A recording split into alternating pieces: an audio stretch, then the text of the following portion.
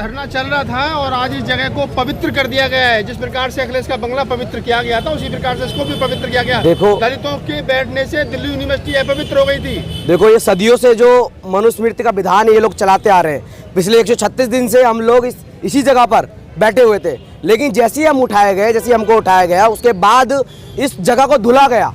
इस कैंपस का ये क्या रवैया है कि कोई दलितों का, कोई बहुजनों का अगर धरना चलता है, उसके बाद जब उसको उठाने के बाद उसको धुला जाता है उस जगह को। ये कैसा जातिवादी मानसिकता है इस कैंपस की और तमाम इन पुलिस ऑफिसर की और इन गार्ड की, जिन्होंने ये जगह धुलवाई है।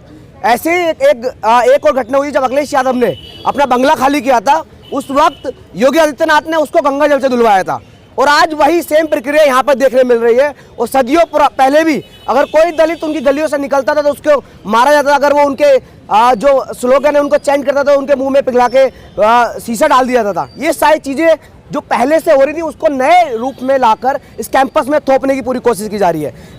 अरे तो आप समझ क्यों नहीं जाते हो? क्यों घुसते हो ऐसी जगह पर जो तुम्हारे छूने से पवित्र हो जाती है? देखो, लोगों ने जगह को अपवित्र कर दिया, समझते क्यों नहीं चीजों को? देखो, इस बात को समझना होगा उनका भी कि ये जगह, ये कैंपस, ये तमाम दुनिया विधान की जगह सिर्फ और सिर्फ तमाम यहाँ के दलितों ने, बहुजनों ने बनाई है। क्योंकि 80% लोग यहाँ के मजदूर मेहनतकश सिर्फ और सिर्फ दलित हैं। तो इसका मतलब कैंपस भी हमने बनाया है, ये लाइब्रेरी भी हमने बनाई है, यहाँ के तमाम ये जो जिस बंगले में वाइस चांसलर रहता है वो भी हमने बनाया है। उसको खाली करें ना। अरे बनाने के बाद तो शुद्धिकरण हो जाता है ना। अब शुद्धिकरण हो गया उन चीजों का। इसी जातिवादी मानसिकता, इसी मनुवादी मानसिकता के खिलाफ हमारी लड़ाई चल रही है। ये जिस तरीके से डॉक्टर रितु को उनके कैंपस से निकाल दिया गया और तमाम ऐसे प्रोफेसर्स को इस कैंपस से निकाला जा रहा है, खासकर दलित, SC, ST, OBC वालों को, तो उनकी जो मानसिकता है वो जातिवादी, वो मनुवादी मानसिकता, उसके खिलाफ ये लड़ाई चल रही है। और हम लोग इन्होंने अब धुलाया, ये हम इसी जगह पर फिर से कल से बैठने वाले हैं। ये अभी डॉक्टर रितु और पैचा साहब ने ऐलान किया और हम भी यहाँ से कैंपस की तरफ से तमाम स्टूडेंट ऐलान करते हैं कि हम कल से इसी जगह पर बैठेंगे और अपना ये आंदोलन जो 136 दिन से लगातार चल रहा था, आज 137वां दिन है, ये लगातार चल जाएगा। ये मूवमेंट नहीं रुकेगा क्योंकि ये मूवमेंट अब डिग्निटी का है। उससे पहले पेरियार साहब, साहू, फूले, अंबेडकर, कांशीराम साहब, अब हम लोग इस कैंपस में चला रहे हैं। हम लोग नहीं डरेंगे जब तक इस तमाम यहाँ पे महिलाओं पे, आदिवासियों पे, दलितों पे, वो तमाम सताए हुए लोगों पर अत्याचार करना बंद नहीं किया जाता, तब तक हम नहीं हटेंगे। कल जैसे आपको ले जाया जा रहा था, वैन के अंदर डाला जा रहा था, उस वक्त आपके साथ बदतमीजी भी की जा रही थी, तो वैन के अंदर भी आपके साथ बदतमीजी हुई? देखो, ये तो इनका वो है कि किस दलित है, दलित देखे कि ये कुछ नहीं कर पाएंगे, लेकिन इस बार उन्होंने गलत पंगा ले लिया है। यहाँ से जब उठाया गया डॉक्टर रितु को, हमको, सबको उठाया गया, उनको लातों से मार के डॉक्टर रितु को सेक्सुअल हरेस किया, उनकी बॉडी पार्ट को टच किया है यहाँ के मेल पुलिस ने, फीमेल भी नहीं, मेल पुलिस ने। ये किस तरह का इनका पुलिस है? गुंडा है, खाकी वर्दी में गुंडे लोग भरा है।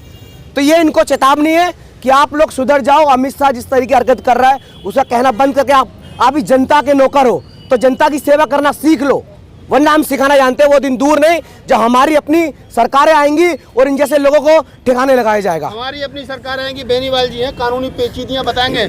आप एडवोकेट हैं, बताइए। आज तो दलितों के बैठने से दिल्ली यूनिवर्सिटी अपवित्र हो गई, आज शुद्धिकरण कर दिया गया है, धुल दी दिल्ली यूनिवर्सिटी। देखिए, कोई नई बात नहीं है, पहले से चला आ रहा है। साहू जी महाराज के टाइम से, छत्रपति शिवाजी महाराज के समय से चला आ रहा है। ये इनकी मानसिकता है और ये कभी बदलेगी नहीं। इसको बदलने का काम डॉक्टर अम्बेडकर ने, मानवर साहब ने किया और हम और सब आप मिलकर के इसका बदलने का काम करेंगे। और इसके प्रति हमने कल कोर्ट में याचिका दायर की, जो भी निर्णय न्यायालय का हो सबको मानना होगा। सबको मानना होगा। और मैं कुछ एक लोगों से क्या कहना चाहोगे साहब? सर, मैं ये कहना चाह रहा हूँ कि जो ब्राह्मण हैं, जो मूल रूप से यहूदी हैं, 1000 साल से इनकी मानसिकता आज तक नहीं बदली। इनको इंसान बन जाना चाहिए। और इतिहास इस चीज़ का गवाह है कि जितना अत्याचार इन्होंने यहाँ के मूल निवासियों पर, खास करके SC समाज पर किया है, इतना आज तक शायद दुनिया में कहीं हुआ हो। अब तो इनको अपनी मानसिकता ठीक कर लेनी चाहिए और इनकी जो मनोवादी औलादें हैं वो फिर उसी व्यवस्था को थोपने के लिए हमारे ऊपर प्रयास कर रही हैं, जिसको हम हरगिज नहीं होने देंगे। हम अपनी जान पर खेल जाएंगे, जान पर खेल जाएंगे। और एक दो लोग हैं, क्या नाम है चाचा आपका? तिलकराज जाटव। जाटव साहब, क्या कहोगे?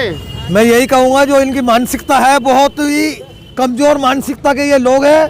क्योंकि आपने देखा कि जब बाबू जगजीवन राम जी थे, बाबू जगजीवन राम जी ने जब वहाँ पर बनारस के अंदर मूर्ति लगाने का काम किया, इन्होंने दूध से धोने का काम किया। लेकिन आज इन्होंने हमारी रितु बहन के लिए ये पानी से धोने का काम किया इन्होंने, क्योंकि शुद्धिकरण किया। ये अमित शाह और मोदी जी की एक चालाकी है कि दलितों को वहीं के वहीं दबाए रखो और वहीं के वहीं इनको भस्म कर दो। ये हालत है इन लोगों की। या तो इनका राम का नाम लो, और अगर राम का नाम नहीं लेते हो तो तुम जय भीम का नाम लोगे तो तुम जेल में जाओगे। ये देखो कितनी फोर्स लगाई हुई है इन्होंने, ये इसीलिए लगाई हुई है। अगर भी अम्बेडकर जी के जो अनुयायी है, अम्बेडकर जी के वंशज है, अगर यहाँ इकट्ठा होते हैं ये सब लोग, जैसे कल भर भर के लेके गए, इसी तरह आज फिर दोबारा से भर भर के लेकर जाएंगे। इनका यही एक ये ऊपर से आदेश है इनका, यहाँ से आदेश नहीं, ऊपर से आदेश है। आप तो भीम आर्मी के सक्रिय कार्यकर्ता हैं, और जिस प्रकार से रीतू को कल खदेड़ा गया, यहाँ से पूरे आंदोलन को हटा दिया गया, और अभी रीतू ऐलान करके गई है कि कल से धरना यहीं लगेगा, कैसे देखते हो? पहले तो सभी क्रांतिकारी जय भीम सभी साथियों को। जब ये धरना हटाया गया था, डॉक्टर रीतू जी के साथ मैं खुद यहाँ पर मौजूद था, और इससे डबल ज़्यादा फोर्स थी कल। और कल हमें घिसे यहाँ से ऐसे ले जाया गया जैसे हम कोई गुंडे हैं, मवाली हैं, और बसों में भी हमारे संग हाथापाई करी गई, हमारे फ़ोन छीने गए, डॉक्टर रीतू जी को खींचा गया, मुझे खींचा गया, मेरे साथ 4 पुलिस वाले मेरे को ऐसे ले जा रहे जैसे हम कोई गुंडे हैं, मवाली हैं। मगर मैं इन लोगों से एक बात कहना चाहूँगा कि हम बाबा साहब के बच्चे हैं, डरते तो किसी के बाप से भी नहीं है। और आने वाले समय में जो हमने 19 तारीख का जो ऐलान किया था, शायद इसी वजह से ये लोग घबराए हुए हैं। हमने दिल्ली विश्वविद्यालय में ताला लगाने का ऐलान किया था, और मंजीत भाई जो भीम आर्मी के राष्ट्रीय अध्यक्ष हैं, मंजीत सिंह नोटियाल जी बड़े भाई ने ऐलान किया था, और उसी आदेश पे हम लोग चलेंगे और इन्हें दिखाएंगे कि ताला लगता कैसे है। ताला और लगता कैसे? 19 तारीख को दिल्ली यूनिवर्सिटी में ताला लगाने का ऐलान किया गया था। तो आप ये दिल्ली यूनिवर्सिटी है, और आप इसको देखें, थोड़ा सा पकड़ना काबे।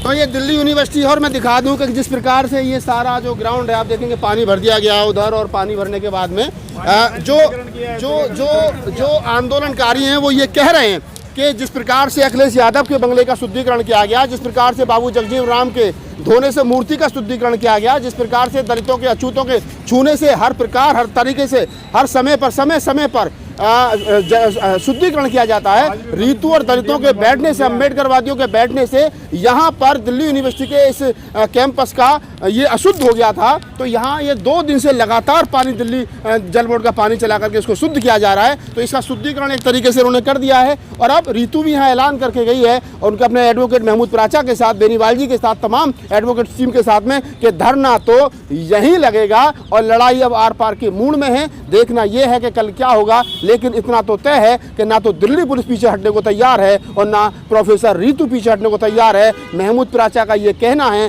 कि जो धारा 144 लगाई गई है वो कहीं ना कहीं गैर संवैधानिक है, और जब 26 दिसंबर को धारा 144 लगा दी गई थी तो फिर नोटिस क्यों नहीं दिया गया? कहीं ना कहीं दिल्ली पुलिस भी घेरे में है, और वहीं दूसरी तरफ रीतू जो है वो अपनी मांगों को लेकर के अड़िग है। आपकी इस वीडियो के बारे में क्या राय है? वालों ने बदतमीजी की है हमारे आंदोलनकारियों के साथ में, वो तैयार हो जाए कोर्ट में जवाब देने के लिए।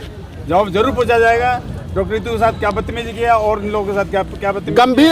गंभीर आरोप जो वो लगे हैं कि प्रोफेसर रीतू को बस में जब यहाँ से ले जाया गया, रीतू ने खुद कहा है कि मेरे बॉडी पार्ट्स को मेल पुलिस वालों की तरफ से उनको टच किया गया। तो ये ऐसा अगर हुआ है तो गलत है, नहीं होना चाहिए था। जाति सूचक गालियाँ रीतू को दी गई हैं, ये रीतू का कहना है, रीतू का आरोप है। इन आरोपों में कितनी सत्यता है ये जाँच का विषय है, लेकिन इतना जरूर अगर ऐसा हुआ है तो गलत है। ये पुलिस के लिए भी गलत है, और जिनके साथ हुआ उनके लिए तो बहुत ज़्यादा, जिन लोगों ने किया उनके लिए तो बहुत ज़्यादा शर्मनाक है। लेकिन फिर मैं यही कहूँगा कि मैं दिल्ली यूनिवर्सिटी के इस प्रांगण में खड़ा हूँ, और मेरा एज ए पत्रकार ये खबर दिखाने का उद्देश्य इतना है कि इस देश के अंदर समता, भाईचारा और मैत्री करुणा बनी रहे। संविधान जो लोगों के मौलिक अधिकार है वो बने रहें, उन पर कोई उनका हनन नहीं होना चाहिए। आपकी इस वीडियो के बारे में क्या राय है, अपनी प्रतिक्रिया में कमेंट्स बॉक्स में जरूर दें। धन्यवाद।